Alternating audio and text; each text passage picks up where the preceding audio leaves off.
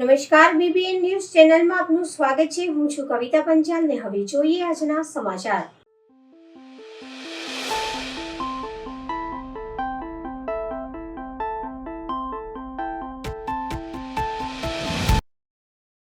વડોદરા શહેર પોલીસ દ્વારા લોક દરબારનું આયોજન કરવામાં આવ્યું. વ્યાજખોરીનો આતંક ડામવા વડોદરા શહેર પોલીસ દ્વારા લોક દરબારનું આયોજન કરવામાં આવ્યું હતું. વારંવાર વ્યાજખોરીના કિસ્સાઓ સામે આવે છે, ત્યારે આજે લોક દરબારનું આયોજન કરવામાં આવ્યું હતું. નેત્રમણી સરનું ફૂલથી સ્વાગત કરશું.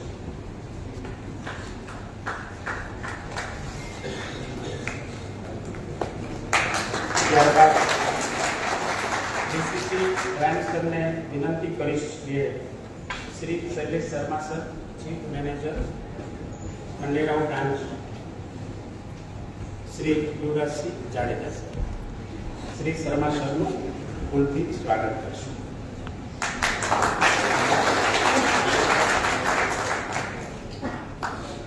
આ સેમિનારમાં ઉપસ્થિત સિનિયર અધિકારી તરીકે શ્રી લીના પાટીલ સર તથા પન્ના મેડમ સર તથા જુલી કોટિયા સર અને ડીસીપી ક્રાઇમ સર પણ ગુલદસ્તાથી કરશું.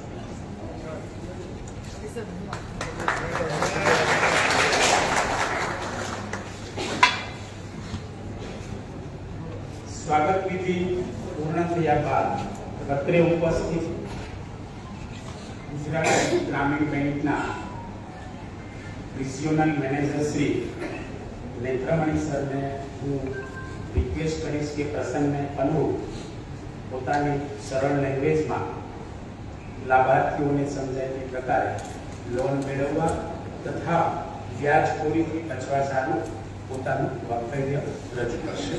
Shri Netramani. Thank you sir. सबसे पहले मैं स्टेज पर मौजूद हैं police commissioner Shri Komal sir, joint commissioner of police Shri Nirma sir, हमारे मित्र बैंक ऑफ बड़ौदा से आए हुए शर्मा जी, शैलेश शर्मा, तमाम उपस्थित सारे वरिष्ठ अधिकारी पुलिस विभाग से आए हुए, मेरे कुछ बैंक से आए हुए मित्र, और सबसे महत्वपूर्ण आज इस सभा में उपस्थित हमारे बैंक के ग्राहक जो हैं वो भी, जो नहीं है वो भी. शायद मेरे बात से कुछ आदमी सहमत हो कि कल से जो बनने वाले हैं बैंक के ग्राहक वो भी. आप सभी का मैं अपने ग्रामीण बैंक की तरफ से और बैंक ऑफ बड़ौदा की तरफ से स्वागत करता हूँ. ये मेरा इस शहर में आप लोगों के साथ 5वां इंटरेक्शन है. कुछ लोगों के साथ हुआ होगा, नहीं तो मुझे उम्मीद है कि शायद आप ज्यादातर आप लोग नए लोग ही होंगे. बेसिकली मैं हिंदी भाषी क्षेत्र से हूँ, बिहार का रहने वाला हूँ, तो हिंदी में बोलना सरल है मेरे लिए, आसान है. अंग्रेजी गुजराती समझ लेता हूँ, मराठी भी समझ लेता हूँ, पंजाबी भी समझ लेता हूँ. तो समझने में कोई दिक्कत नहीं है. तो आप में से किसी को कुछ पूछना भी हो मेरे वक्तव्य के बाद तो आप सीधे सवाल मुझे पूछ सकते हैं, गुजराती में भी और हिंदी में भी.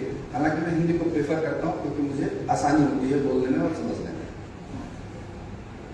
मैं कहीं से भी शुरू करूंगा तो वो बैंकिंग ही होगा, और जहां भी मैं अंत करूंगा वो बैंकिंग ही होगा, क्योंकि 25 साल के सर्विस में मैंने सिर्फ बैंक को जाना समझा है. हालांकि मैं साइंस ग्रेजुएट हूँ, बहुत सारे केमिकल रिएक्शंस मैंने किए हैं अपने कॉलेज पीरियड में, केमिस्ट्री से पढ़ाई करी, थोड़े दिन एक प्राइवेट जॉब भी हमने किया किसी केमिकल इंडस्ट्री में.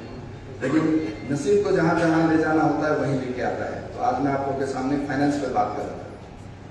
मैं कल एक अखबार पढ़ रहा था.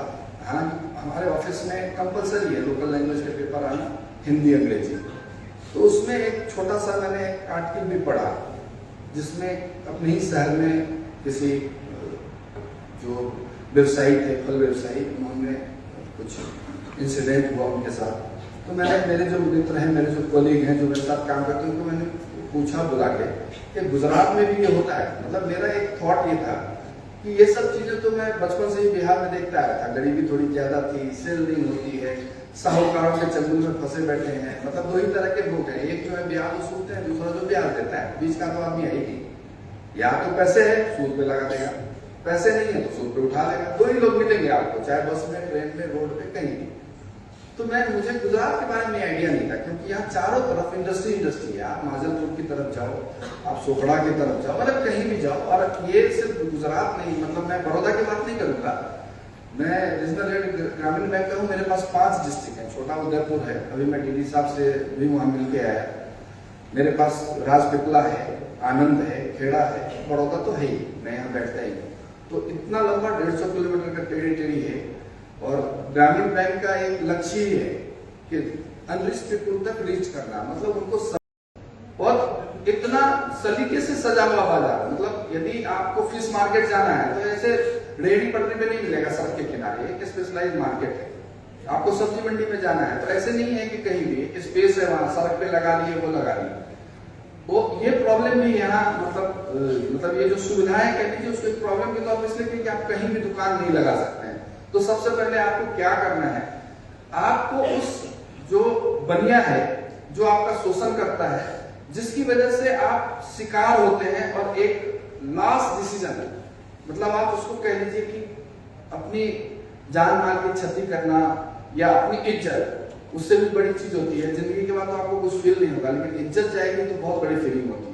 तो उसके लिए क्या होता है कि आपको बैंक का सहारा लेना पड़ेगा, चाहे हमारे जैसे छोटे ग्रामीण बैंक का लीजिए या हमारे शैलेश जी जैसे मित्र हैं बैंक ऑफ बड़ौदा, इनकी आप शाखा में जाकर इनकी मदद लीजिए। ये बैंक ऑफ बड़ौदा को रिप्रेजेंट कर रहे हैं, हमारे एडीएम नहीं आए हैं, ये भी आपको बहुत सारे टिप्स देंगे। बट मैं आपको 4-5 चीजें नट सेल में बताता हूँ। मैं आपको प्रोडक्ट समझाने नहीं आया हूँ। पहली बात तो एकदम गांठ बांध कि ये होता है पीएम स्वनिधि, ये होता है पीएम विश्वकर्मा, ये होता है मुद्रा लोन, ये होता है प्रधानमंत्री एम्प्लॉयमेंट जनरेशन प्रोग्राम के पीएमईजीपी लोन, ये होता है मॉर्गेज लोन। ये मैं समझाने नहीं आया हूँ, it will take full day. न सर के पास टाइम है, हमारे सीपी साहब के पास अपना इतना बहुमूल्य समय छोड़ के आप लोगों के बीच में आए हैं, तो इतना मैं टाइम वैसे भी नहीं लूंगा, मैं समझाने नहीं आया। मैं तो सिर्फ आपको ये बता रहा हूँ आप आड़ती से कैसे बचेंगे। बैंक आपको कभी भी कंजम्पशन लोन नहीं देता है। अंग्रेजी में आप तो कंजम्पशन लोन को बहुत अच्छे से जानते हैं, चारों तरफ पेपर पे चिपका हुआ है। पर्सनल लोन चाहिए मेरे पास आ जाओ, हर जगह लिखा है personal loan, that is consumption loan.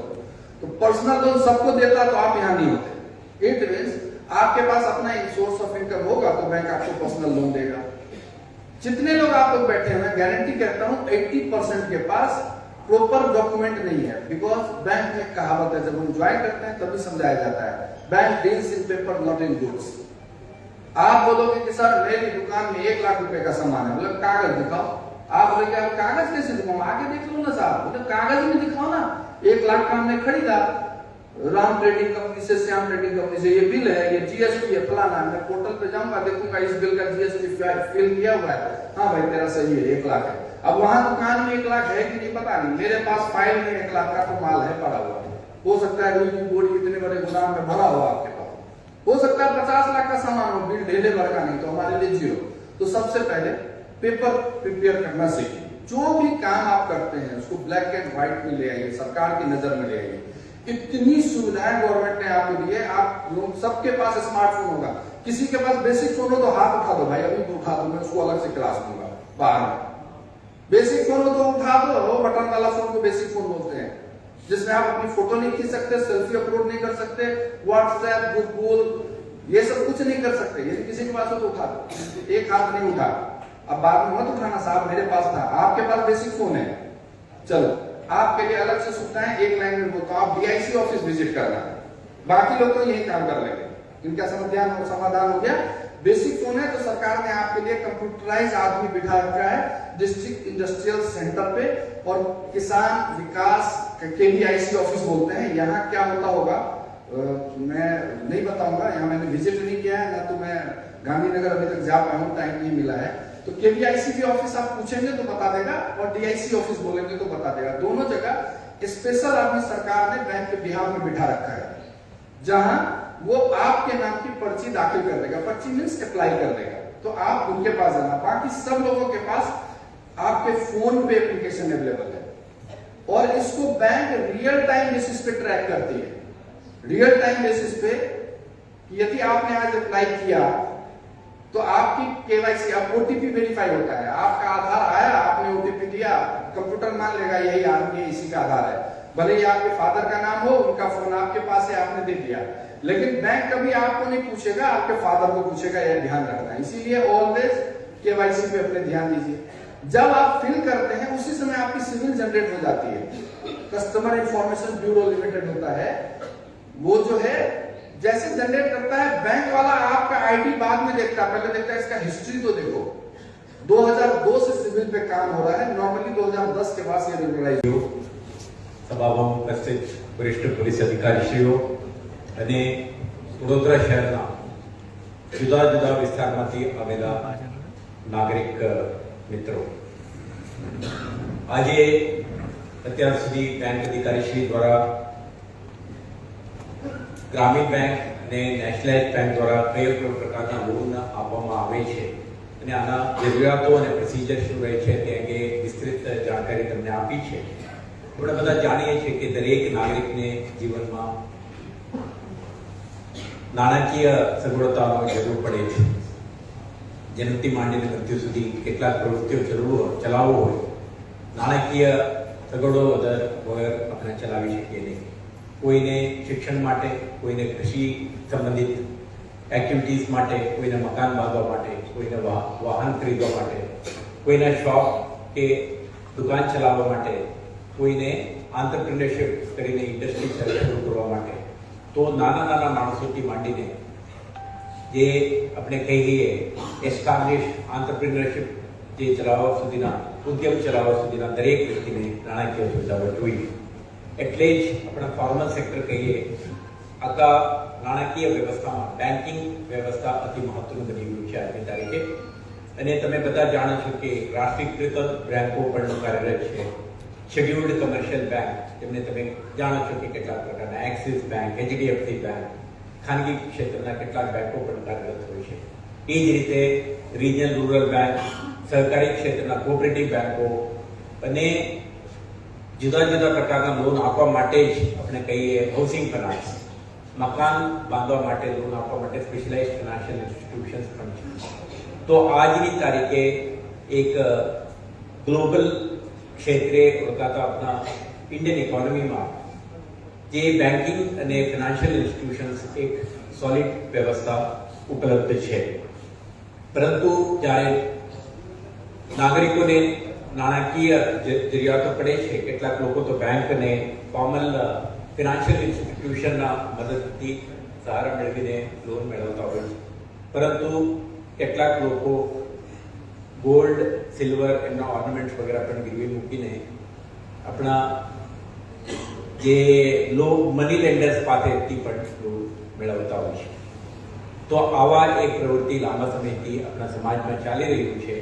Formal સિસ્ટમથી બહાર રહીને આ એક ઇનફોર્મલ વ્યવસ્થા ઉપર વિશ્વાસ રાખીને કેટલાક લોકો લોન મેળવતા હોય છે, પરંતુ કેટલાક ક્રિમિનલ અને એન્ટી સોશિયલ એલિમેન્ટ્સ અને સમાજના હિતમાં ના કામ કરનારા લોકો આના દુરુપયોગ કરીને લોકોના શોષણ પણ કરતા હતા। આ જ પ્રકારના પ્રવૃત્તિ અટકાવવા માટે ગુજરાત સરકાર સતર્ક બનીને વર્ષ 2011માં ગુજરાત મની લેન્ડર્સ એક્ટ 2011 કરીને એક અધિનિયમ ઘડીને અમલમાં મૂકી છે, જેના અંતર્ગત આજની તારીખે કોઈ પણ money lander registrar of cooperative society ત્યાં રજિસ્ટ્રેશન કર્યા વગર અને એક મર્યાદામાં રહીને જે રેટ ઓફ ઇન્ટરેસ્ટ આપણે કહીએ આનાથી ઉપર ચાર્જ કરે એવા ઇસમોને આપણે આ અધિનિયમ હેઠળ ગુનો નોંધીને તપાસ કરી શકીએ એવા જોગવાઈ છે। તે પછી કેટલાક એલિમેન્ટ્સ એવા પણ આપણા ધ્યાન પર આવતા હતા કે વખતો વારંવાર આ પ્રકારના ઇન્સિડન્ટમાં ઇન્વોલ્વ થતા હતા। તો આવા એલિમેન્ટ્સને ડીલ કરવા માટે વર્ષ 2020માં આપણે જે અસામાજિક પ્રવૃત્તિઓ નિયંત્રણ લાવવા માટેના આપણા ખાસ અધિનિયમ છે ગુજરાત પાસા એક્ટ 1985, આમાં સુધારો લાવીને આપણે મની લેન્ડિંગ ઓફેન્ડર કરીને એક સેપરેટ કેટેગરી પણ ઉભા કરી। સાયબર અપરાધો વધ્યા તો આપણે સાયબર ઓફેન્ડરનો ઉમેરો કરી। એ જ રીતે money landing, illegal money landing કરવાવાળા જે હતા એવા તત્વોને કાબૂમાં લાવવા માટે આપણે આ કાયદામાં પણ સુધારીને એક નવો કેટેગરી ઉભો કર્યો। તો આજની તારીખે આપણા પાસે જે જરૂરતમંદ લોકોને ઇલીગલ તરીકેથી લોન આપીને કોઈ શોષણ કરતા હોય એવા એ સમૂહને કડકાઈથી ડીલ કરવા માટે એક લીગલ ફ્રેમવર્ક ઉપલબ્ધ છે. પરંતુ કેટલાક કિસ્સાઓમાં લોકો આવા એલિમેન્ટ પાસેથી લોન મેળવે છે કેટલાક કારણેસર અને એમના શોષિત થઈને આત્મહત્યા સુધીના કેટલાક કિસ્સાઓ આપણા ધ્યાન પર આવે છે.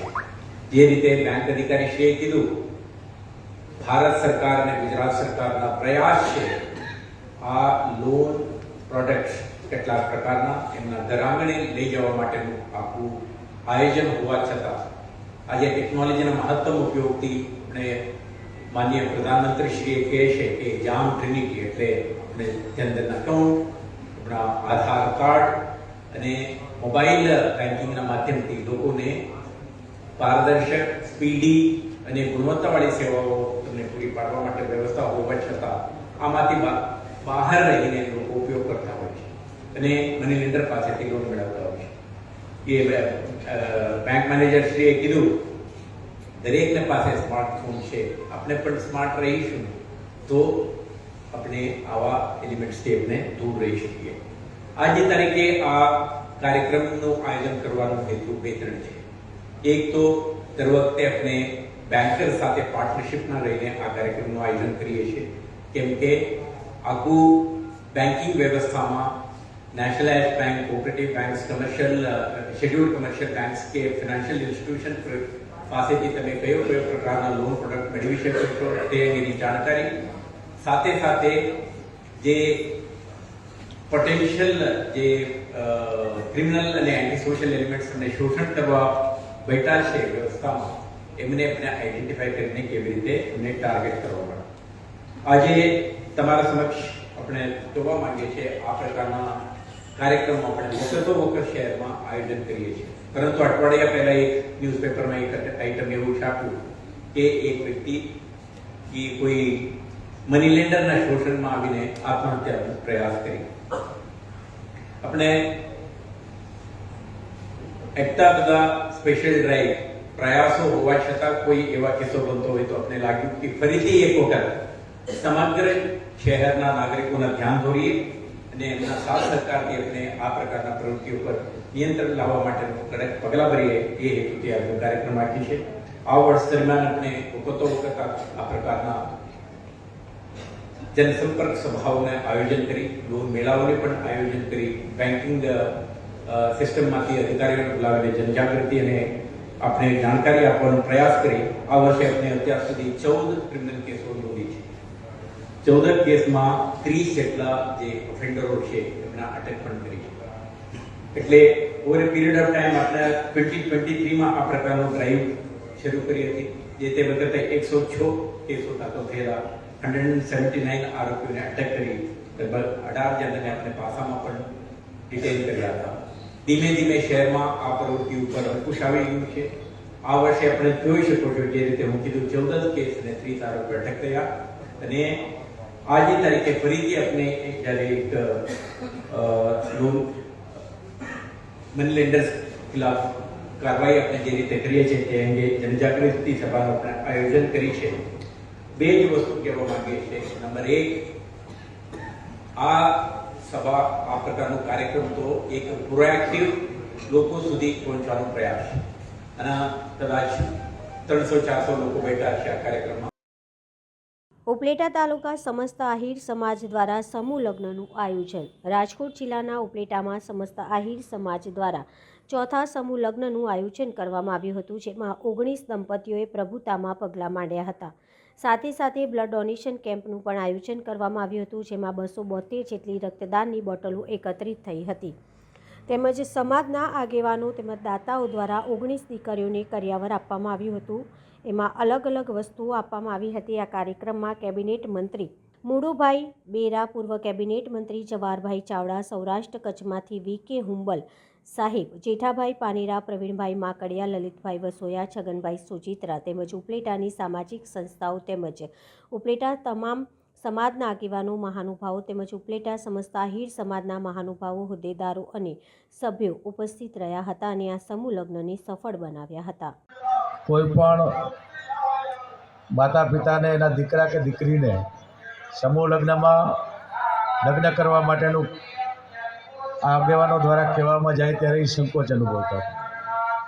પણ છેલ્લા આ 2 દાયકાથી આપણે જોઈએ છીએ કે જેમ જેમ દરેક સમાજમાં શિક્ષણ આવતું ગયું અને આજનો જે સમય છે એ સમયને ધ્યાનમાં રાખીને દરેક સમાજે એના પોતાના રીત રિવાજોમાં ફેરફાર કરવા પડે.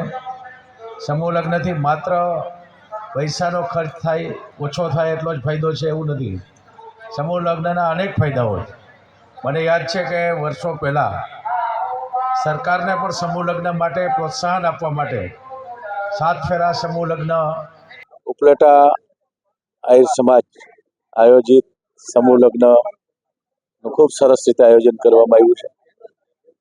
આપણા રાજકોટ જિલ્લો અને અન્ય જિલ્લાના આહિર સમાજના આગેવાનો, અન્ય વિવિધ સમાજના આગેવાનો, પૂર્વ મંત્રી જયંતિભાઈ કાલરિયા અને અન્ય પૂર્વ ધારાસભ્યશ્રીઓ બધા જ આજે આ સમૂહ લગ્નમાં જે 19 નવદંપતિ જોડાણા છે એને આશીર્વાદ આપવા માટે, શુભેચ્છા આપવા માટે સ્વામિનારાયણના સંત સહિત આગેવાનો ઉપસ્થિત હતા. ખૂબ સરસ રીતે દર વર્ષે અહીંયા સમૂહ લગ્નનું આયોજન થાય છે અને સાથે સાથે રક્તદાન કેમ્પ પણ આજે રાખવામાં આવ્યો છે. અત્યાર સુધીમાં 272 જેટલી બોટલ છે એ બ્લડ એકત્રિત થયું છે. એ બધા રક્તદાતાઓને પણ હું ખૂબ ખૂબ અભિનંદન આપું છું.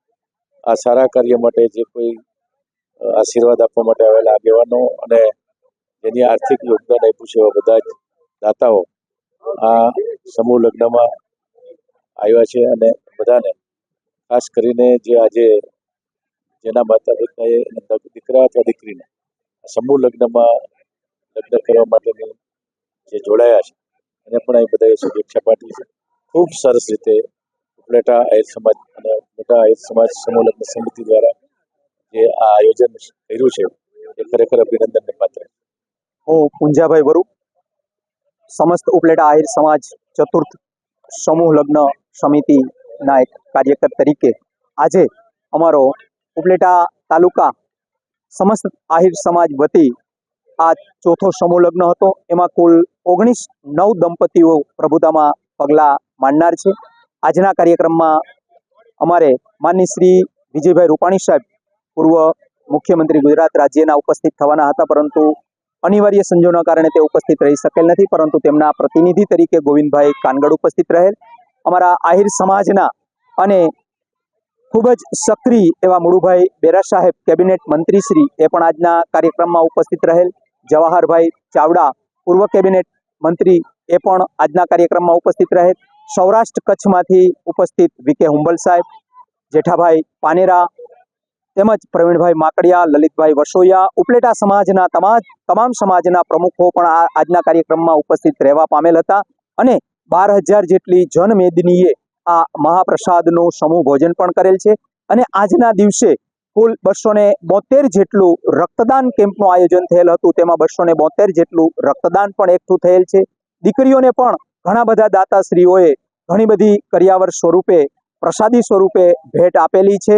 આ તકે હું સમગ્ર ઉપલેટા સમાજના તમામ આજના કાર્યક્રમને દીપાવવા માટે હાજર રહેલ તે તમામ કાર્યકર્તાઓ, સમાજ શ્રેષ્ઠીઓ અને દાતાશ્રીઓ અને જાનમાંથી પધારેલ અને માનમાંથી પધારેલ તમામ લોકોનો આ તકે હું આહિર સમાજ સમૂહ લગ્ન સમિતિ વતી ખૂબ ખૂબ દિલથી આભાર વ્યક્ત કરું છું. જય હિન્દ, જય ભારત, જય દ્વારકાધીશ.